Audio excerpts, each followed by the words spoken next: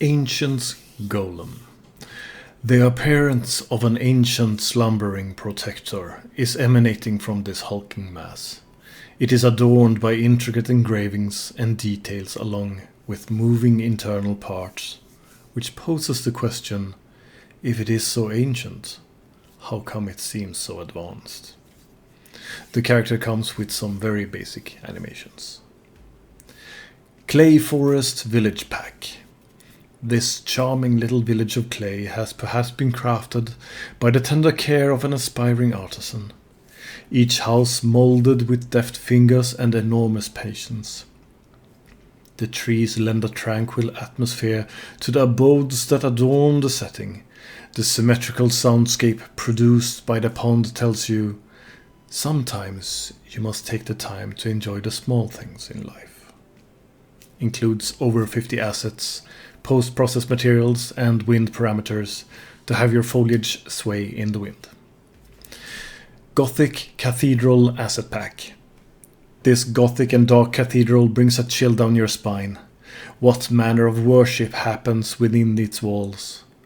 Old statues stand guard and peer out at the surroundings of these ancient grounds. Perhaps you are not as alone here as the first glance would suggest. The pack contains 158 meshes. Watermill and Nature Environment. The wheel on the watermills ever keeps on rotating. The power of nature harnessed for the purpose of human benefit. Or perhaps something else. What manner of creature lurks in a dark, damp and deep underground cave? Maybe it is better not to find out. The asset contains foliage and 80 meshes. Clouds Lighting System. Light. Dancing across the soft, wavy clouds. Ever scattering, propagating and illuminating. You have the choice of radiating light in all directions or focus your efforts in a more conal direction. Regardless of your aspirations, let there be light. The plugin adds realistic light sources to 2D clouds or volumetric clouds. Let's check them out. First out, we have the Ancient Golem. Now, this asset pack contains this one character, which is consisting of a golem-like creature with pretty high details and some small moving parts as well. It gives you the feeling of an ancient guardian in some kind of role-playing game, right? That happens to be awoken when you do something you're really not supposed to be doing or touching something you're really not supposed to be touching. So included here we have some basic animations. So I believe that these are just retargeted animations from the UE mannequin. So we have the jumping parts, the moving parts, the running parts, and the landing animations as well. And this is, I'm assuming, the looping in jump in air animation, as well as the character just being on the ground for some reason. So that's what you get inside of this pack. Next up we have the stylized Clay Forest Village Pack, and there is something very, very charming about this whole thing. Let's start off with just looking at the actual project itself. So the project here is you get these assets that are included over here, and you have this description about how you can make use of some materials that they have provided to get this specific look, which gives this clay look. So it's consisting of both an outline post-processed material as well as a Kawahara filter post-processed material. So if we go and check this hut or house here, we can see that opening up one of these filters, we can change some parameters here and just go to some extremes. You can see what kind of an effect it has. So that's what's giving it this look partly. And you have one for the X and Y radius multiplier individually if you want to tweak it somehow, but by default this is the look that you get. In addition to that, you have the outline material, which also gives you the outline of the actual houses themselves. So you can change how much you want the outline to start affecting, and you can disable it or enable it. So a value different from one seems to be disabling it, except for 0, which makes everything totally dark, and 1 seems to be enabling it. So that's how it's probably set up in the material. I haven't opened that one up myself. But yeah, so that's what it's essentially doing. But the thing that is the most charming about this, in my opinion, is that it's described as this clay forest village pack. But it's really, when you get into the close and gritty, you can see here that there are actually fingerprint markers everywhere on all of these different assets. So it's really like someone has actually been molding this with their fingers. And I don't know, I find that to be such a awesome little touch. Next up we have the Gothic Cathedral asset pack.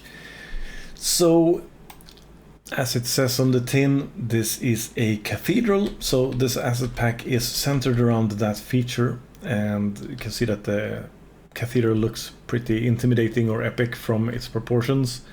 If we go into simulation mode, we can get a better feel of what it would actually look like in runtime with all the particles and stuff like that. So here you see there's a lot of room for people to be inside of this church, and it has multiple entrances, exits. It has a lot of ornaments and statues, and is just generally giving up of a very grand scale. So this is the centerpiece of the asset pack, but you have some modular pieces to create some other things. You also have some small statues, like this one over here, and these winged creatures over here. And you also have this epic looking Lord of the Rings like bridge or something, I don't know. So this is everything that you get in the pack. It's by itself, it doesn't have a lot of things around it. It's just the modular parts that make up the pieces of the church or cathedral. And yeah, that's essentially it. Next up we have the Watermills nature environment. So this is a small, damp, underground looking water mill. The quality of everything in this asset is very high. The problem I have with this asset is that it is very, very small. There is essentially this little underground room and nothing more. So the usability for this, I would believe, is fairly small. Even though the quality is very high and it looks very nice, I wish that Epic wouldn't pick small assets like this for our assets, but rather something that has a little bit more versatility or a little bit larger in scope, essentially. Lastly, we have the plugin for this month, which is the Clouds lighting system. So this is described as a plugin to add realistic light sources to 2D clouds or volumetric clouds. It's also usable for particle systems where large and cheap light sources are needed, as described. And this demo level here is available, which can show you partly of what it actually achieves. So here we have some instructions to actually do things, so we won't be needing those. But starting off, we can see that we have a sun up into the right corner there, and we can move this sun around, and moving it beyond the horizon we can see that everything turns dark except this part of the sky. So these clouds are currently being lit up by this system. So we can affect this system by different things like color. So you can see that we get different colors based on the different RGB values that we have. We can affect its intensity if we want to. So it can be really intense or not very intense. We can also affect its radius. This is a point light effect, this currently. And we can also change its fall off. In addition to the point light, there is also a cone available, so we can switch to that mode over here. So now we'll show the cone effect. Similar to the last one, it can also change its color if you want to. You can change its intensity as well if you want to.